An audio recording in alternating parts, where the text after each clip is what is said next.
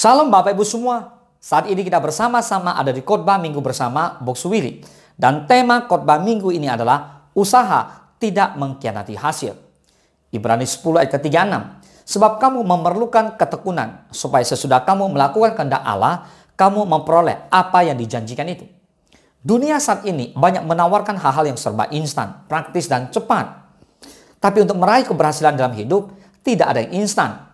Semuanya membutuhkan proses. Kita perlu memiliki usaha dan ketekunan untuk melalui setiap proses itu.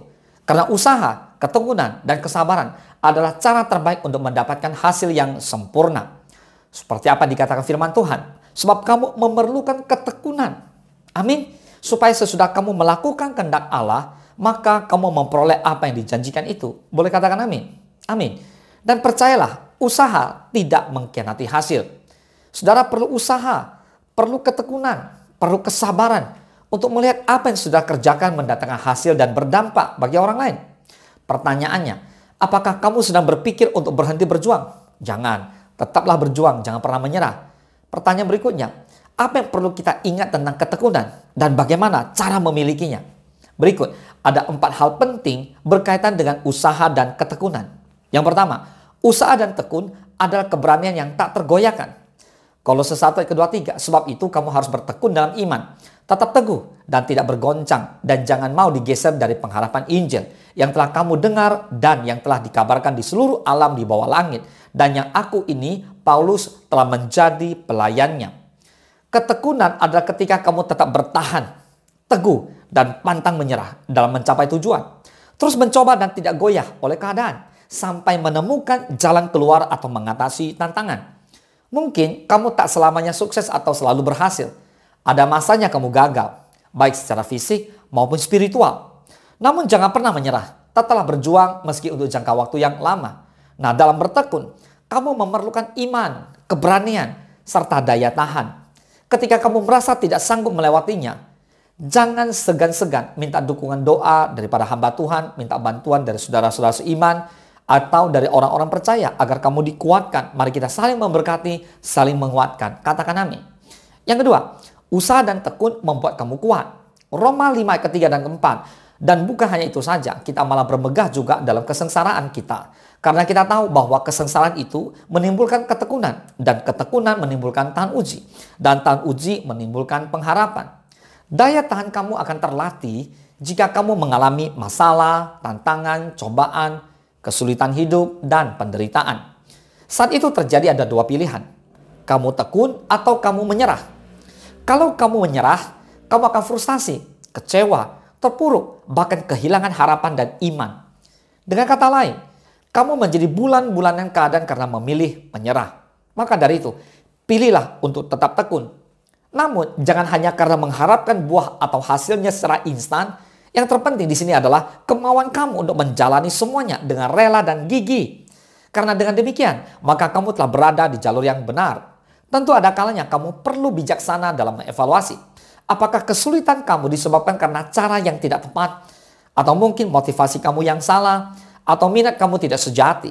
Barangkali kamu mengerjakan terlalu banyak hal atau perlu menyusun goal yang lebih realistis. Apapun keadaan kamu saat ini dengan ketekunan, maka kamu tidak menyerah hanya karena 1-2 halangan. Cepat atau lambat, dengan cara yang mungkin tak terpikirkan oleh kamu, maka buah-buah ketekunan itu akan menghasilkan daging yang manis. Boleh katakan amin? Yang ketiga, usaha dan tekun adalah kunci keberhasilan. Yakobus 1 ayat ke-4 firman Allah berkata, dan biarkanlah ketekunan itu memperoleh buah yang matang, supaya kamu menjadi sempurna dan utuh, tak berkekurangan sesuatu apapun. Tak seorang pun bisa sukses tanpa usaha dan kerja keras. Semua juga seperti itu. Mau sukses, lewati prosesnya, bayar harganya. Mereka yang sukses sesungguhnya berutang kepada ketekunan mereka sendiri. Mungkin kamu sudah sering mendengar hal ini. Orang yang tekun akan bertahan dalam situasi apapun, meski ia jatuh bangun. Seperti menanam bibit pohon. Kita tidak mengharapkannya tumbuh besar dalam semalam, bukan?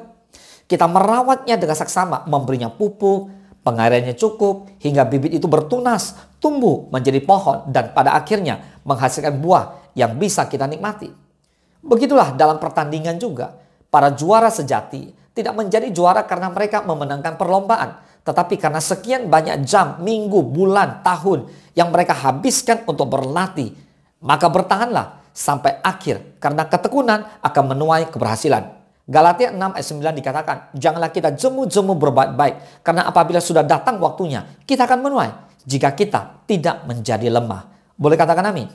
Yang keempat, usaha dan tekun membawa keselamatan.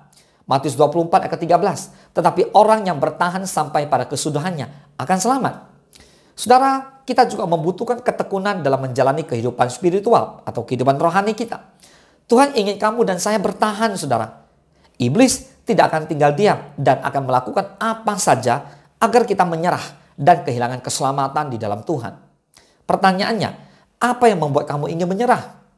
Kesulitan dalam pekerjaan atau bisnis, pasangan hidup, keuangan yang buruk, cita-cita yang tampak mustahil, pernikahan yang diambang kehancuran, depresi berkepanjangan, masalah keluarga, atau pergumulan melawan dosa. Saudara, teruslah bertekun menjaga fokus kamu kepada Tuhan. Meskipun ada banyak pengorbanan yang harus kamu berikan, teruslah mendekatkan diri kepada Tuhan. Semakin mengenal Tuhan, semakin mengetahui kehendak-Nya. Bersyukur akan semua anugerah-Nya. Dan ingatlah pada kebahagiaan yang akan kamu dapatkan di dalam kasih-Nya. Renungkanlah firman Tuhan dan berdoalah, serta memuji dan menyembah Tuhan setiap waktu, setiap hari. Matius 25 ke 21. Maka kata tuannya itu kepadanya, baik sekali perbuatanmu itu, hai hambaku yang baik dan setia. Engkau telah setia dalam perkara kecil, aku akan memberikan kepadamu tanggung jawab dalam perkara yang besar. Masuklah dan turutlah dalam kebahagiaan Tuhanmu. Saudara, mari kita bertekun dan terus melatih diri kita untuk tetap tekun dalam seluruh tanggung jawab kita dan nikmati setiap proses yang Tuhan izinkan dalam kehidupan kita. Mari kita terus lakukan. Yang mau katakan amin. Mari kita terus bertekun untuk melatih diri kita untuk tetap tekun dalam seluruh tanggung jawab kita dan nikmati setiap proses yang Tuhan izinkan dalam hidup kita. Mari kita terus bertekun. Katakan amin. Nah saudara, sebagai penutup khotbah, mari kita renungkan ayat firman Tuhan ini. Yakobus 2 ayat 17. Demikian juga halnya dengan iman. Jika iman itu tidak disertai perbuatan, maka iman itu pada hakikatnya adalah mati. Nah saudara, ayat ini sangat cocok disematkan kepada perempuan yang sudah berusaha untuk menghentikan pendarahan yang sudah ia derita selama 12 tahun. Namun hasilnya nihil. Bukan karena kuat dan gagah yang memampukannya bertahan hingga saat itu. Saat dia hendak menuju rumah Yairus untuk menghidupkan kembali putrinya Yairus akibat sakit, melainkan karena imannya yang menyatakan, asalku jamah saja jubahnya, aku akan sembuh. Saudara, kita harus meniru apa yang dilakukan oleh perempuan tersebut. Saudara, kita harus berdoa dan berharap agar dia menjamah penyakit yang kita derita, memberi kita kelegaan dari pergumulan yang berat, memberi kemudahan dalam melakukan segala sesuatu, termasuk pendidikan. Namun doa dan pengharapan tersebut tidak akan membuahkan hasil jika tidak disertai dengan usaha yang keras. Mungkin dalam perjalanannya, usaha yang kita lakukan teramat sulit. Namun percayalah bahwa Tuhan menyertai yang dibuktikan dari hasil akhirnya. Amin. Usaha tidak mengkhianati hasil. Katakan amin. Mari kita bersatu dalam doa. Bapa di dalam surga, kami berdoa di dalam nama Yesus. Tuhan, terima kasih buat firman Tuhan hari ini mengajarkan setiap kami untuk bertekun, berusaha, berjuang, berdoa dengan tanpa mengenal menyerah. Bapa, kami percaya Tuhan izinkan penderitaan, persoalan, kesulitan, masalah harus kami hadapi dalam hidup ini. Supaya kami belajar untuk mengalami Kristus dalam kehidupan kerohanian kami. Percuma Tuhan, kami katakan Kristen, tapi kami tidak pernah mengalami Kristus. Kami rindu Tuhan, Engkau selalu ada dalam kehidupan kami. Kami mengalami Kristus dalam perjalanan kehidupan kami ini. Kami tahu bahwa Tuhan hari demi hari iman kami semakin bertumbuh. Kami semakin percaya. Kami semakin tahu bahwa Tuhan Engkau baik. Bapa, Engkau baik. Engkau selalu bersama-sama dengan kami. Terima kasih Tuhan, kami percaya. Usaha tidak pernah mengkhianati hasil. Kami mau bertekun dan pada akhirnya kamilah yang diberkati oleh Tuhan Yesus berlimpah-limpah. Terima kasih Bapa, ini doa kami hanya di dalam nama Tuhan Yesus Kristus. Kami berdoa dan mengucap syukur. Haleluya. Amin. Selamat hari Minggu. Tuhan Yesus memberkati.